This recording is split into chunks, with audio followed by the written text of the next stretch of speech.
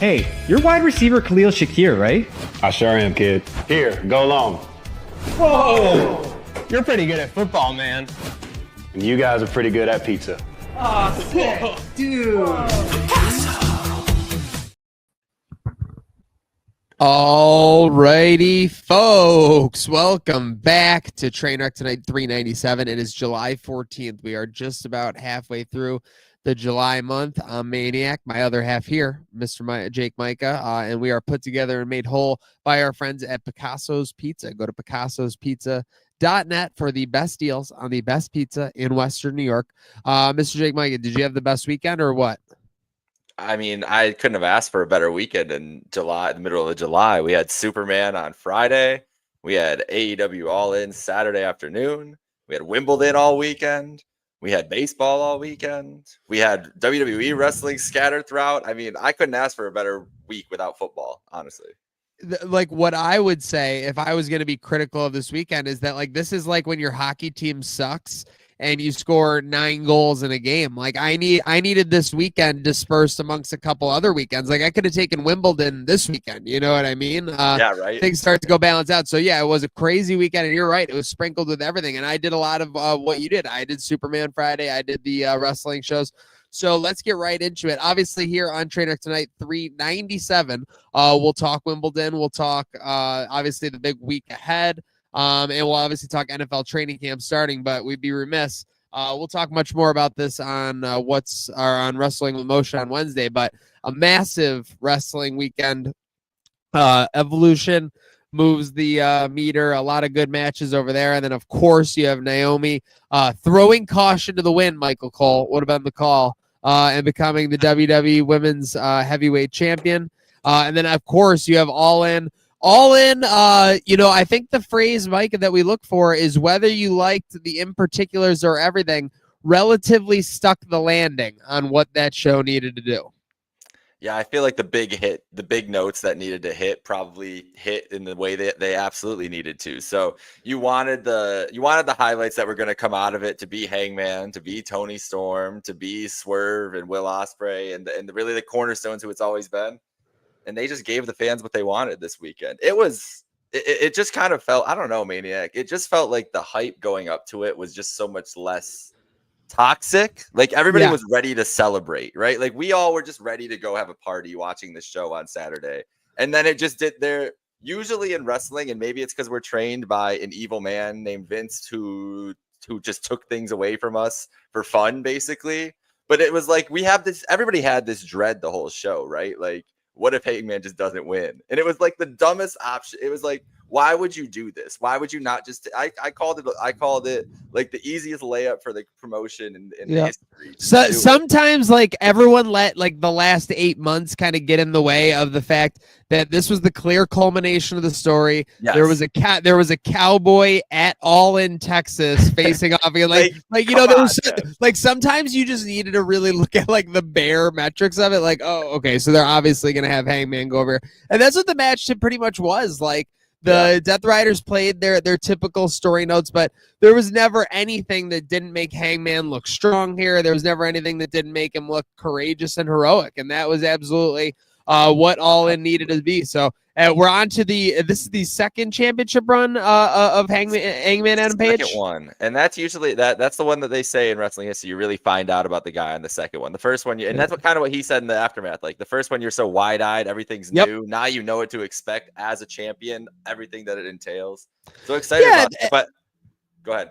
No, I'm just going to say that's like anything, right? Like the first time you do it, like, and we'll talk Wimbledon in a second, but I'm sure if Ansamova, was going to play again in a Wimbledon final, like she would have like a little bit better, like, poise, wits about her, etc. And that's not to, again, she made a Wimbledon final, so credit where it's due, but double bagel there, obviously. But yeah, Hangman Adam Page, I expect a lot more poise with this championship run. And let's face it, I think that the locker room, it just seemed like last time when he was champion, there were a lot of negative things coming out about the locker room. And I'm not pointing that to any one person. I think that was the environment at that time. But right now, Mike, it seems like that culture shift, everything's going in the right direction with AEW. And I think it's also a case of everyone understanding that the show's clearly moving in a good direction overall. So, yeah, no need to rock that boat. Well, and I feel like the hierarchy, we were asking for them a year ago, even 6 months ago, set the hierarchy. Like, tell us who's important on this show. And they focus the show on who the people who are important. And I want to we have to take a victory lap before we move on from AEW. Oh, we're not moving on anytime soon. You and I, buddy, we made a claim like 2 months ago. 2 months back. Yep. Like, at least that there was no possible way Toni Storm was losing at All In Texas. And what did our girl Toni Storm do? What did the greatest women wrestler on the planet today do? What did the greatest wrestler on the planet today do? Toni Storm. She did her thing and took down Mercedes Moné, gave her first singles loss in All Elite Wrestling, because that's just what she does. Like, Toni Storm is unstoppable, people. That's it. Seriously, no, she's inevitable. She is Iron Man. She is inevitable. She's the Iron Woman.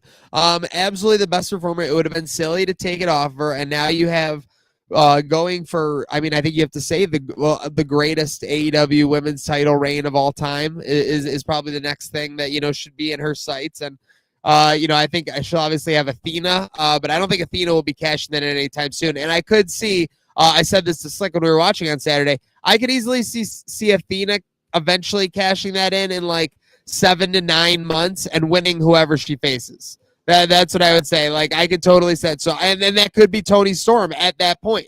But with that said, amazing weekend. Yeah, the Young Bucks losing was a little bit surprising, I think. But again, I think they're just going to become founding fathers, EVPs. It's wrestling. It's all the same stuff. What do you got? BTE. Coming back. Oh, that's gonna be okay. I think that's a good segue. That's a good segue to make that happen. Little baby face. They rebranded the channel back to BTE a couple months ago, very quietly, and Young Bucks fans noticed. And that would be a good way to build your baby face run back if the Bucks want to end with a baby face run. And we've never gotten the behind the scenes of AEW really. So this, I mean, being the Elite was like I know it always was for you, so I'm not even like trying to like play, but. I mean, yeah, from like, I would say just as a time point, like from the beginning of AEW on was like, or, actually closer to like Megabyte Ronnie's debut, like 21, 22. But it was must watch, like every week when it came out or whatever, especially when big things were happening. And I think they know that that's a big draw. I think they know that being the Elite is, even as crazy it is almost like an entity, a character in their storyline. So yeah, good. Having that content on YouTube, like all these companies are putting all these matches and stuff on YouTube, full shows on YouTube. So just to have like a hook like that in the algorithm, as we know, we're all slaves to the algorithm, Maniac, as we know. So getting there is good. We are slaves to the algorithm for sure. So I guess I just didn't realize that it was so obvious it was Goldberg's last match when it was happening, because like, even though they were saying like last night, like it was just so stupid the way it was done, but I mean, I don't know, whatever. But like, at the point being that I hated the match when it was happening, because I'm like, why does Goldberg look so strong? Why is Gunther a bitch against like everybody basically? But at the end of the day, he was just trying to sell him as still like a massive threat, even down to like the last moment of his career, and like, win out. Like, so I understand that now more in retrospect. But overall, a decent match. I thought Orton McIntyre kind of stole the show, but I just love wrestling thinking. It is so funny. It is so funny. They're in the back after the Orton McIntyre match, and Orton's like, you know what? That's on me. I put Jelly at risk out there. Like, I shouldn't have done that, and that's a big mistake by me. And Jelly's like, I gotta get back out there, Randy. And he's like, all right, let's do it at SummerSlam. Like, it's so stupid. Like, in theory, like what he's like there should have at least been some period of like, dude, you just got like your ass kicked. Like, you're gonna what about your like $1 billion career that you have? Like where was the sell of that? But at the end of the day, I will say that Randy Orton has earned the right to any storyline he wants to be in. Can just be like all of a sudden anything. So if RK Roll is going to be happening at SummerSlam, I'll just have to embrace that. Hey, and we got 2 nights, so that could be night 1, and then we get some kind of blood feud McIntyre Orton match night 2, and just give us the real meat of it. So we could have the best of both worlds. But yeah, Randy will make this those 2 wrestlers will make this interesting no matter what. So yeah, I'm ready for it. Jelly roll it all, regardless. And truthfully, at the end of the day, I don't even think WWE realized it until like a month and a half ago when they put Logan Paul with Cena. But this is why you got a Logan Paul. Like, yeah, you got him for all the views and stuff, but this can be like your chicken shit, like reality celebrity guy who like always like antagonizes the other people that come on, et cetera, et cetera. Now they're starting to use him perfectly in that facade, Micah. Yeah, it's been up and down to say the least, but I think that they're finding the way to properly do it. Yes, for sure. And speaking of which, the way to properly do it, I saw a post. I put a post to the Chargers yesterday that they already have running backs and everybody like at camp. What's going on? Yeah, they're there early. Listen, Harbaugh doesn't mess around, bro. Harbaugh is crazy, dude. Honestly, I'm a little bit nervous about Harbaugh in year 2. He instantly got those boys jumping out the gym a little bit, but he did seem to lament the loss of our new Joey Bosa.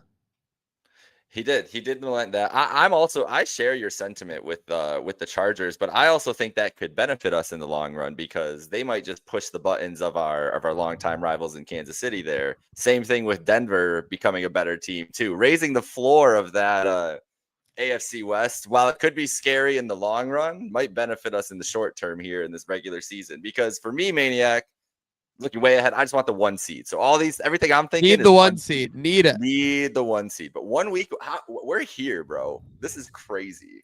I can't believe we're almost at camp. Like, are so you yeah. Well, it's gonna be in I think it's in 9 days is the first day of camp for the Buffalo Bills. So what's gonna be your vibe? Are you gonna be like can't leave the timeline for those first couple days? Are you gonna try and do it like a little 15-minute every so often checking? What's your plan? So it depends. It really depends. Usually during the, I try to listen into the press conferences if I can. But sometimes, other things are happening during the day. I can't be listening in. So if I'm reading through whatever. But I like the second one you said. That's usually my go. Is I take little breaks in between. Take a big news intake. Try to bring it all in because there's a lot of updates coming from a lot of different people who do a lot of great work on the beat, and it's from different position groups, and I'm interested in all of it, but I need to like focus on one thing during a day usually too. So well, that's why I say it too, is like from your perspective, like, so that's where, our camp experiences. So we're expecting to be there for every day for Trainwreck Sports. Very excited to do so. But it is like a situation where when you're at camp, it's kind of like a head on a swivel situation because there's so much going on all places across the field sometimes, and you really want to be taking it in. Whereas you kind of have the advantage, like you're the eye in the sky, like you're seeing, at all at the same time. You're seeing like Biscaglia, Talbot, Cottrell. You're seeing them all hit like, oh, what a catch by Josh Palmer, like over the middle, drawing some oohs and ahs from the crowd here at St. John Fisher. So yeah, it's a magical experience. I will say, because I won't have time to do it next week so much, Bills training camp, if I was a Bills fan, and I was just like, oh, what's the, like this is by far the best value experience you can give yourself regarding the Buffalo Bills. I think tickets, even if you somehow have to buy them at most, are like $5. And you get to see the Buffalo Bills practice. You get to see amazing interactions. You get to see the teammates kind of talking and being a little bit more open. And it's kind of like a rock concert feel like at training camp with, DJ Milk spinning the tunes and everything. So I would really just recommend, if you have not been to training camp, do yourself a favor and get out. I think the weekend tickets sold out like within a millisecond. Every single person I've talked to for this next, I think it's next Sunday practice, like it's sold out. Unbelievable. I'm not surprised. I also tell you this, Maniac. I had some disappointment last week because not only are the Bills a sellout for their own training camp, but Bears fans got all over the Bills training camp practice. The season ticket holders ate up the tickets before anybody could even touch those. So Jake's going to be trying to find some ways to get to Hallis Hall in Lake Forest some way, somehow. I'll be working my magic, but buying a ticket was not even an option because the people want to see Josh Allen, Maniac. The people do want to see Josh Allen. I mean, again, you see it. They were at the ACC this weekend. Josh Allen was there, and people were going nuts for him. He said there were just as many Josh Allen jerseys as there were 49er jerseys. And San Francisco, basically. So that's some heat. But yeah, it'll be interesting to see Josh Allen's first training camp after he won the MVP, everything like that. So a lot to see, a lot to look forward to. And what is it going to look like? What does it look like from your perspective in the stadium and in the stands as Hard Knocks is filming everywhere too?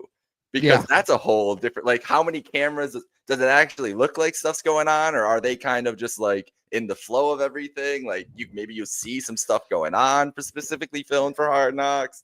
Listen, maybe they'll come up to you for Hard Knocks. I mean, yeah. Oh, I think people will be getting interviewed for sure. No fault to their own. Bill's Mafia loves the camera, so it'll be very interesting to see how the Hard Knocks people manage that and getting the content from the awesome Bills fans in attendance for sure. Speaking of in attendance, I was supposed to be in attendance. I was 6 years ago. The Home Run Derby tonight. Micah, you got any picks? You know, I think there's a dark horse in this one.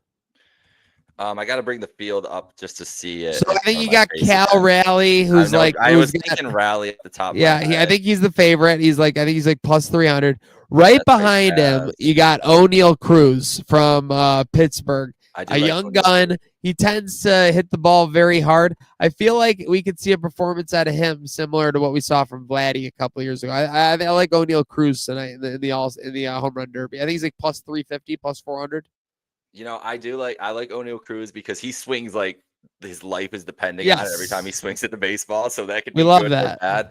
I think Jazz Chisholm though is like, he's such a rhythm batter and he's so smooth at his swing that if he gets like going, he could just start popping them out of the park like one after another and really make a run there. Byron Buxton as well, I think, could make a little run there. But Cal Raleigh, I think I would just, if I was going to bet on it, I would just take that. Now, I've had him on my fantasy team the last 2 years, and it's been like the best godsend I could ever ask for. So I think I just have to be loyal and stick with him at this point. No, this is a pretty big event for me, honestly, as a sports fan. Out of all things, like, is this a big event for you? Like I remember watching this in like the early 2000s, like growing up.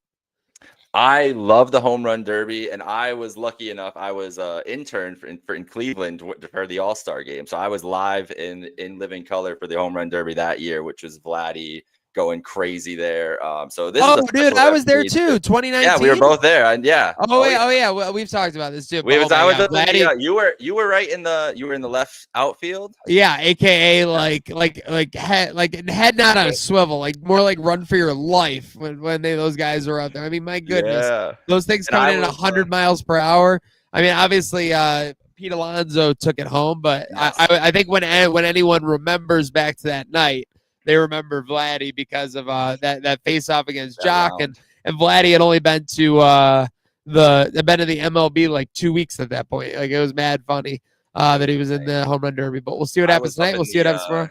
I was up in the second level, 200 levels, where our offices were, so I was just seeing them sprayed all over the park. Insane, dude! The Home Run Derby is a sight. It's about. I think for the home run areas, it's about a $400, $500 ticket tonight, but it is worth every penny. It's an amazing experience. If you get the opportunity to check it out, go do some. My fantasy baseball league is there. Truthfully, I wanted to go. We were gonna go. I was even thinking taking slick stuff like that. We're going to SummerSlam. You know, like, there's just too much shit coming up. Like I want to go, but coming this year. No, and believe me, this is the beginning of the long. If this was in March, yes, like it's no doubt. Like, I'm going. But like we just said training camp. Like we're in training camp. Dog, this is training camp for us, dude. Yeah, this is the marathon, dude. Yeah, for sure. Speaking of marathon, no marathon game needed for Yannick Sinner, but a one-set comeback there. And then we get Iga Swiatek dominating Ann Samova. What was more surprising to you then, I guess, Mike? Swiatek dominating Ann Samova, or the fact that Sinner came back after being down to Alcaraz a set and having lost the last major against him? Well, I'd say the start of the women's match was more surprising, but once it got rolling, none of it was surprising. You could just tell like what was going to happen there, that she was overmatched in that moment. And it's not no fault of her own. Like, it's just shout out Shelly Hedges in the chat talking Bill's training camp. Go ahead, Mike. Love it. And Swiatek is just like she's seasoned. She's been there, and she's someone who has gone through her own journey to get back to this point. Like she clearly wasn't gonna miss on that moment. So big future for Antonova. I think it'll be fine. But how worried were you at 5-3 for Sinner in the fourth set, the exact spot he was at in the French last time? I mean, I'm like, I'll be God, honest. man. I was expecting it. I don't want to sound Yeah. crazy, and so kudos to Yannick Sinner for like evolving past that point. But I was totally expecting Alcaraz to hit a second gear there.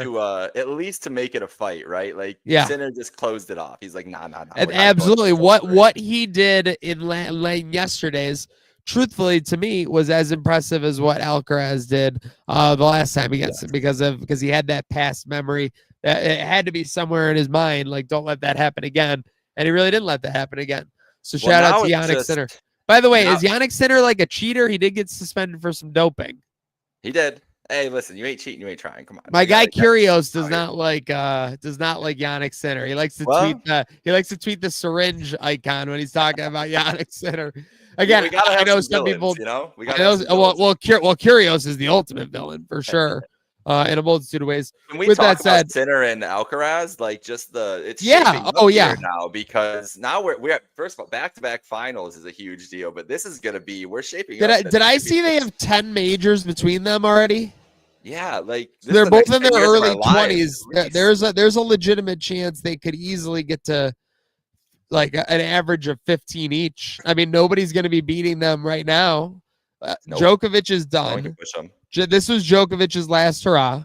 But you look at right now, like Ben Shelton's still a ways away. And the recent wave. Let me give the comp. We're like, I don't remember the exact year, but we're like 03, 04, 05 Nadal Federer range, where it was like we're like Andy Roddick, like maybe Fritz will get the US Open match against Sinner, but he's gonna get fucking cooked. Like Andy Murray might sneak in there somewhere, but it's gonna be these two guys. Underdog run, but we're gonna be stuck with these two. I'm not stuck. Like they are thrilling tennis matches, and it'll be interesting because Federer and Nadal were obviously incredibly fierce competitors. They clearly respected each other, but they weren't friends when they played. Like they were competitors, and now that they're done, it's almost like instantly they became like best friends. Like when they see each other, they're like tearing up and like giving each other standing ovations and stuff. Like, so it's cool to see. It's like two warriors. It's like literally warriors fighting on the battlefield, but then instead of them both dying, like they go to live to like see each other's like accomplishments and recognition. I don't see how you couldn't act any other way, because I couldn't imagine looking across from that guy again and being like, you again, bro? Like, we got to do that. And especially when you're doing it for 4 or 5 hours in these big dude, matches, insane. It's if you could play doubles with one of them, who would you choose, for Federer or Nadal? Oh, I feel like I'd pick Federer because he could probably run around a little more. Nadal's like got the power. If he could maybe like he'd be trying to do everything on his own. I think Federer would look out for me a little more. He'd be trying to cover my back a little bit more. I think Nadal is just funnier. Nadal also has like the worst golf swing ever, so it's just that's true. Federer might try to like kill me if I really. Like Nadal's sense of humor is more what I'm at. Like this guy like might get mad at me. You know what I mean? So like I don't want Federer mad at me. I'll take Nadal mad at me for sure. Yeah. Federer might just whip the racket or something. Like you don't even know. He's a loose cannon in that series. Speaking of mad, Micah, how would you describe your emotions? When the dealer pulls a draw 4 on you at the casino. I hadn't thought about that until right now. I don't know what I would do at that moment. But I did say I have a bachelor party sometime in the next year in Vegas, and this is where I will be. If this table is set up, I will be there, and I'm willing to spend a lot of money to go with the Uno. Now, how can we do this? How can we win at Uno? What do we do here? Because like it feels like a game that would not be a smart game to bet. But I feel like it would just be electric. Like if you got $100 hand on Uno, like wait, like so is it everybody against the dealer? Like I'm so confused. That's what I'm wondering. Like I have to check this out, because there's no way like if somebody nobody, they're not gonna have a random player hit a draw 4 on another random player. You're gonna get literally a fight like breaking out of the casino. Is there a way they can like alter the game somehow where it's like a blackjack-ish? I'm wondering if they're gonna go like a multi-deck for the dealer, and then he plays against like every player.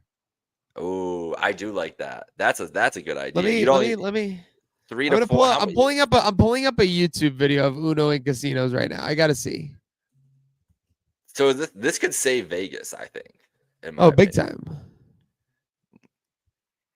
Uno Social Club. Wait, so is there no dealer then? It's like, Oh, it's a contest. Oh, so we're just kind of doing so World are they Series of kinda- poker type deal. yeah, okay, that makes a little bit more sense. That kind of but you're still gonna get big fights. I mean, you're gonna Yeah, draw fours on absolutely. random people and shit. This is gonna be crazy. But yeah, Uno and We casinos. need to That send seemed a like correspondent. We need 100%. somehow, some way. We need someone. We're sending you to go play for the bachelor party. Okay, all right. But yeah, I mean, unbelievable. I mean, that just sounds like something right out of Vegas Vacation when he goes to that one casino that has like rock paper scissors and shit. That's right. Oh my god. Alrighty, well, we're halfway through July. Huge weekend incoming this week, and we got Mafia Con, Michael. We got the whole rookie class there signing with TSE, plus Cole Bishop, plus Ray Davis. A lot going on. Wow, that's exciting. That's gonna be huge. It should be pretty MafiaCon fun. is just looking, from everything that I've heard from what's gonna happen, just bigger and bigger every year, and this year is gonna be incredible. So get down there. Yeah, I think that's safe to say. I was looking for the cinema clip, but it's on one of the other ones. Cinema. Cinema. But what I will say, and real quick, because we gotta talk about this. I know that everyone had the worst spring weather ever. Is this the best summer that there's ever been in history? It's been the weather, like there was like a switch, like it was 60, like 65, and then all of a sudden it was 85. Yeah, there's no buffer. Like, I was saying no Michael buffer. Let's get ready to rumble. Not at all. It's been nice. It's been great. You can't if you are a fan of That's what summer, I'm you can't saying. complain Or about if, this at all, unless right? you just hate being outside, you can't hate on the fact that it's a little warm right now. The only days that it's the humidity that bothers me. If it's the humidity is lower, the heat's fine. Once the humidity and heat, I'm like, whatever. But we still persevere. You still got to get outside. Like you can't beat that. You gotta take advantage of it, even if it's not a ideal scenario in the heat. You gotta take advantage of it. Signing off here on Trainwreck tonight, 397. Huge shout out to Clyde's Feed and Animal Center, Doc Dogs, going nuts all weekend. Thanks for hosting myself and Don and Slick. It was a great weekend there. Mike, any shout outs? Yeah, shout out to I'm just gonna shout out to AEW, and I'll be at Dynamite and Collision this week in Chicago, and we'll have footage of that on our vlog. The Micah cam making its debut. This is great. And there's another. It's gonna be Hangman. The thing is, I think Swerve is gonna come out and challenge Hangman and be like, like you owe me like that shot or whatever, etc. And then there's gonna be some qualifying match that Swerve is gonna lose. That's what I'll say. So because I think. Because they have to address it right away, but they clearly shouldn't have that match right away, is what I would say. You know what I think might happen? This is my dream. This is a little pie in the sky, but I think it could happen. That interaction does happen, and then the Hurt Syndicate's music hits, and we could get Hangman and Swerve together in a tag match against Lashley and MJF, because that brings in the Lashley Swerve thing that they just kind of pushed away for a while, and now here we go. Now you can bring it right back into this exact moment after All In. It could be what they've been waiting for. That would be a big interaction, and that would be a big moment to have to save that tag team match for the first Dynamite as his title reign. And maybe it's the only time. What about titleless Kenny Omega? That's another guy. I mean, the lore alone there is like insane. Like they're they're gonna come out and they're gonna be like Darby's gonna be saying he deserves a shot. Everyone who helped is gonna be saying they deserve a shot. That's all gonna be going on, and it'll be great to see. Oh, by the way, why was Danielson dressed as a Blue Panther? Did you see the report that the WWE asked him to not do the yes chants? I saw that thing. I feel like that's why he came out as Blue Panther, because Blue Panther was doing the yes chant and not Bryan Danielson in that moment. That was Blue Panther, to be fair. It was Blue Panther. And then and then it was Danielson, and then he was just beating up the Death Riders. Yes. He wasn't Okay. doing the SPNs. I mean, I like to Good thing. think like Shout out to I AEW. dead ass believe you will hear in the future so that what you said is true. So it'll be like, so I just asked Birdie like what should be my character, and she's like a Blue Panther, and she's like, okay, that'll be it. Yeah, sure.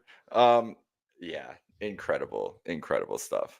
All right, folks, thank you for saying in this incredible stuff with us. Trainwreck tonight, 397. Make sure to go have a good night now.